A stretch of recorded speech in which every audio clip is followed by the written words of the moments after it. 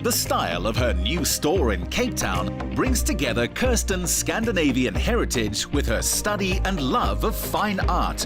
It provides a futuristic theatre of design for her ever-evolving work. Nice to meet you. You're already a well-known South African jewellery designer, popular for your quirkiness and originality, and this year marks 16 years of celebration. Yeah, sweet 16, baby.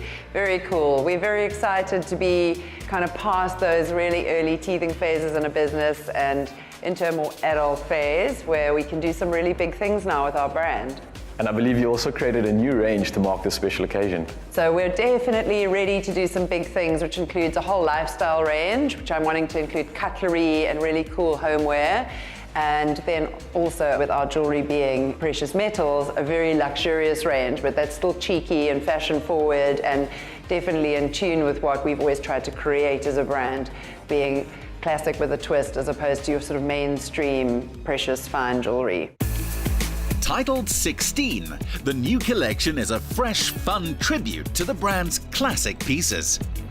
I absolutely love your outfit. It's bold, it makes a statement, and for everybody else that's kind of dressing in a very similar sense, how do you suggest that they pair their outfit with their jewelry? My mantra is always, confidence always triumphs. So if you can actually just walk out feeling like you love the pieces that you're wearing, anything actually works. But certainly there are people that are a bit afraid. So I think looking at lots of pattern, you either want to go pattern on pattern and go really sort of full on, or you can go something really demure and small, like one of our cheeky little alternative studs, which say a lot, but they're obviously a lot more understated in tone. Why did you decide to go with this look and feel? The kind of Scandinavian side of me loves all the sort of clean lines, the sort of Stuttgart feel, that everything's perfect, and then you can be quite wild off that. So it's like a blank canvas with an edge. You can tone it right down to clean white with absolutely nothing in it, but you can equally vamp it up to like powerful LED strobes and colors, and then we've got these beautiful panels in here at the moment, so it's constantly changing. All the display is magnetic, so it allows us to build off and on those panels. And then these beautiful cabinets are so clean, they don't detract from anything. And then you can equally be quite crazy. So it's, you know, appeals to my personality. You can kind of go either way.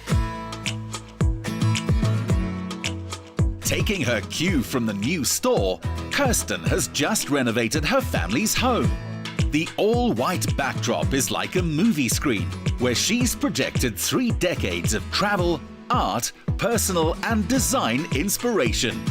I can definitely see how you have the same fearlessness for out-of-the-box decor as you do for your jewelry design. Thank you. Well, I guess when you're working on your home and your business at the same pace and the same time, they are going to have a marrying, because your sentiments are all one, and it's our zeitgeist in the business that I guess drives me, or I drive it, and therefore it will be in the home as well. You just recently did a rebuild. What was here before, and what kind of space were you trying to create for your family? So it was essentially a little 1980s bungalow, but it was very dated. We wanted to retain that, but we wanted to create a much more spacious environment, and obviously with 3 children and a family and working from home, you needed to have quite a lot of room.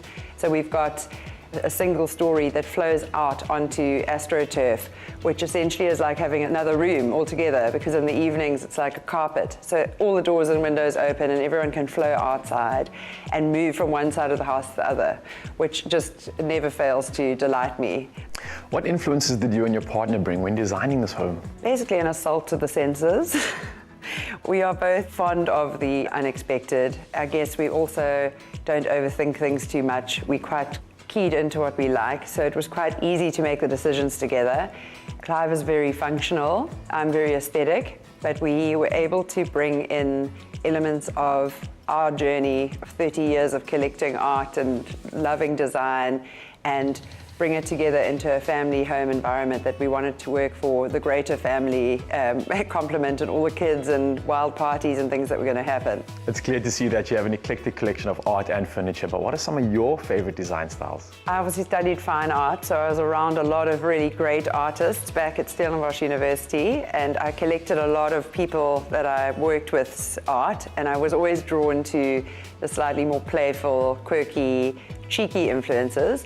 But there are also some quite serious pieces. Like when we were in Japan recently, we bought some really beautiful, also an 80s artist, but some really beautiful renditions of the Tokyo and Kyoto stations. And we've also got some mid-century pieces done by proper old Afrikaans painters in the Karoo. So whether it be pop art or high kitsch, or whether it be really quite traditional, the big emphasis for us is that it's been considered and that it was executed beautifully and that we have an overall love for it, be it valuable or invaluable.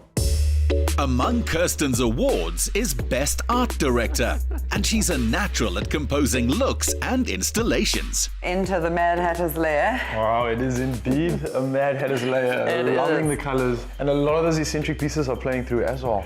Speaking of eccentric features, what's with the royal connection? So a very unusual wall, but they all are invitations which we were lucky enough, or I was lucky enough to receive to visit the Queen a couple of times at Buckingham Palace in London. And then when the royal princesses came out in the 40s to South Africa, they had a ball thrown for them in Johannesburg.